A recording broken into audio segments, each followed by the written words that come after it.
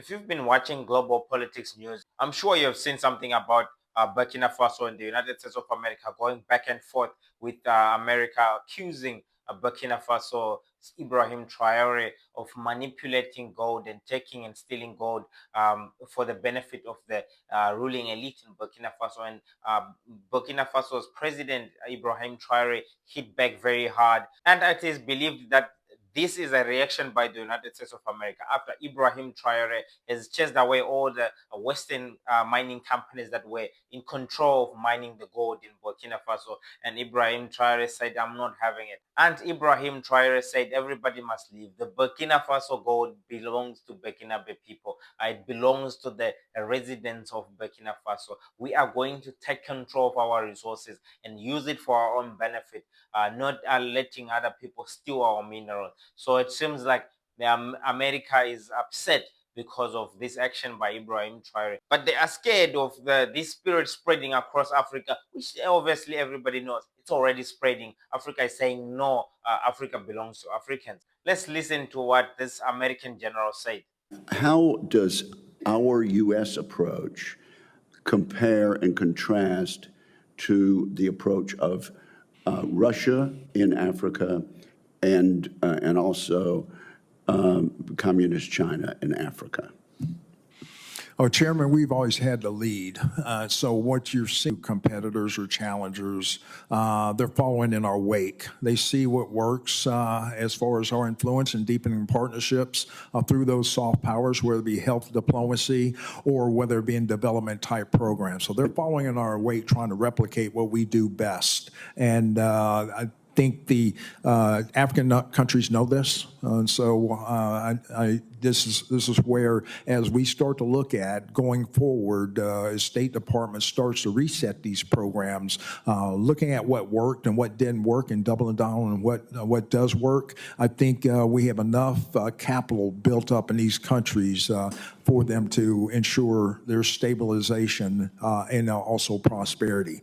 The other two competitors are just trying to replicate what we do best. I can imagine a situation, though, in which the ruling elite of a country is receiving gratuities on the side that in order to the benefit of the strongman leader and not to the populace of the country. Does that sort of corruption and bribery go on with regard to the Belt and Road? Absolutely, Chairman. You know, I see this, and I don't mind calling them out, but Captain Traore and Burkina Faso, you know, as they know that both, you know, whether it's their gold reserves, that is all those proceeds are just in exchange to protect the junta regime. There's a number of examples across. Even in Sudan, what's going on with the rapid support forces and Burhan of the Sudan forces, when you get down to it, is all about the revenue that can be drawn out of that. And there are nefarious actors in the CCP or in sometimes Russia are complicit in that. What is happening to us here? It's true that they have manipulated part of our populations in the Sahel here, but they didn't have that kind of weaponry. What brought such significant weaponry into their ranks? It's Libya. Who destroyed Libya? It's this NGO, the same NGO that made false reports and gave them to those who wanted to create a rebellion so that people would intervene and overthrow Gaddafi. And the powder keg ended up being poured into the Sahel.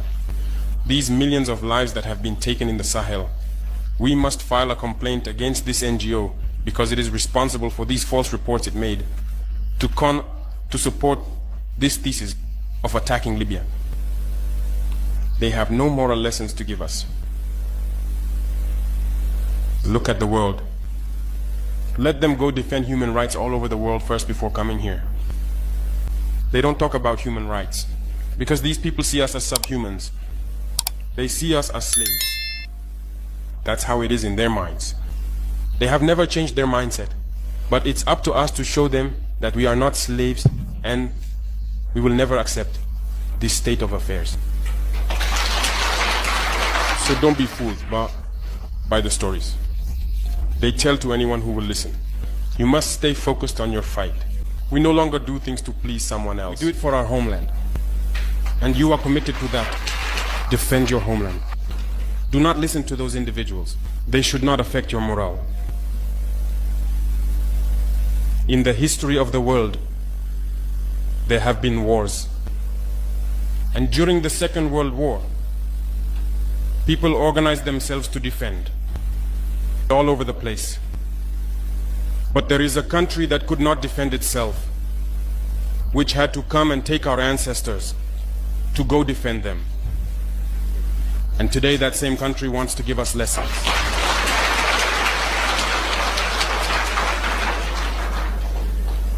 The pot calling the kettle black. No. You are the descendants of those same ancestors who went to defend others, who liberated the world from Nazism. Today you are fighting for your lands. These same individuals dare to create terms to tarnish you. We oppose this. We will never agree. Continue to defend your lands. It is your wealth that interests these people.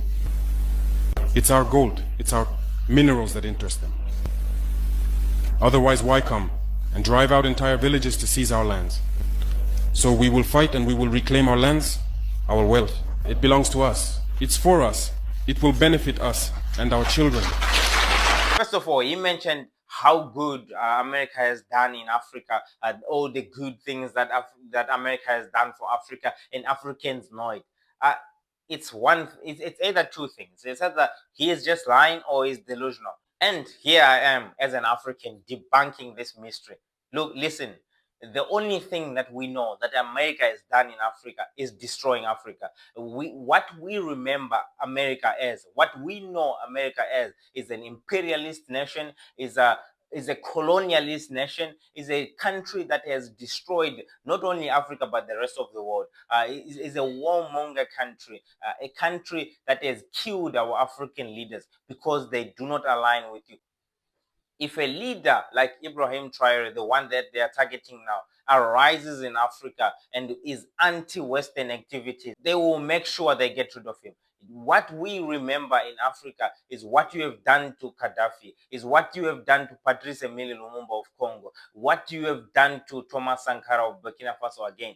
That's what we know. That's what we know of America. America has done terrible things in Africa. They have funded terrorists in Africa to destabilize and destroy the continent and keep on stealing our mineral resources and the rest of our natural resources for their own benefit without us benefiting anything. So the question of them asking what's going on with the continent full of resources, and I think this gentleman is just misinformed, or they're just lying on purpose. They know what they have done to the continent, how they've destroyed the continent, how they continue and continuously do this even to this day. They come into the continent and pick and choose leaders and say that one we don't like, that one we will leave him there. And it's not about corruption, it's not about all the, because there are corrupt leaders that they keep on backing. They do not do anything if that corrupt leader is their own puppet. They do not do anything to develop Africa. And for this gentleman to talk about Russia, China, as if they are criminals coming to try and steal Africa. No, Africans are aligning with Russia and China because of why? Because we have one common enemy called the United States of America. Africa, China, and Russia, we have the same common enemy. The global South countries are coming together because they have one common enemy called the United States of America. Do not pretend and tell us and preach to us that we mustn't align Russia and China coming to do this and that. No, it's because people have woken up to the reality of the evil system and the evil war machine behind the United States of America. People do not want to hear that.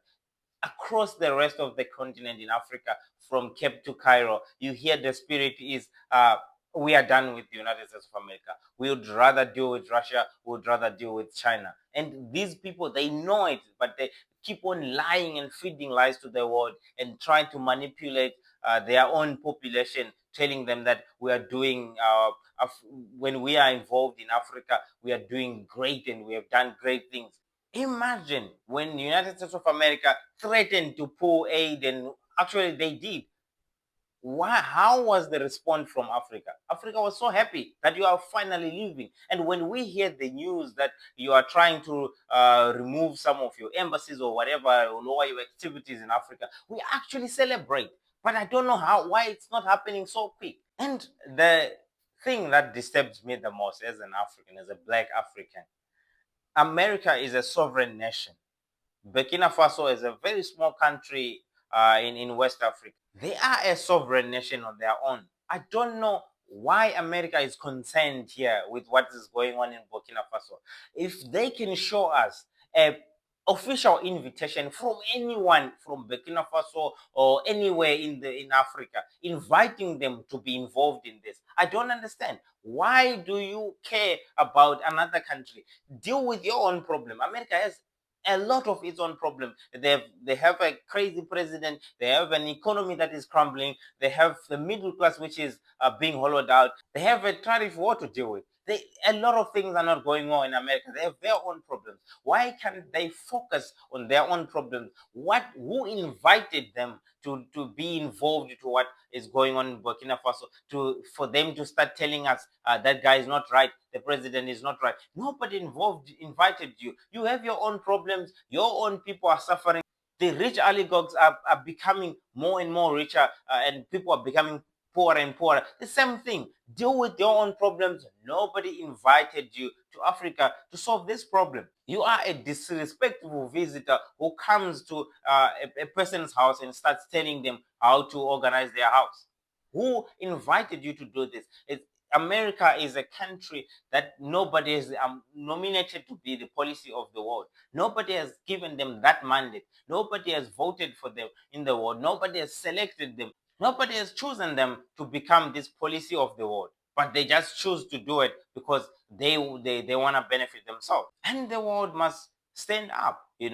This has to stop. I mean, it's the message is clear from Africa to Asia. Most of the countries, except a few countries in Europe, which still stand by them, by this madness.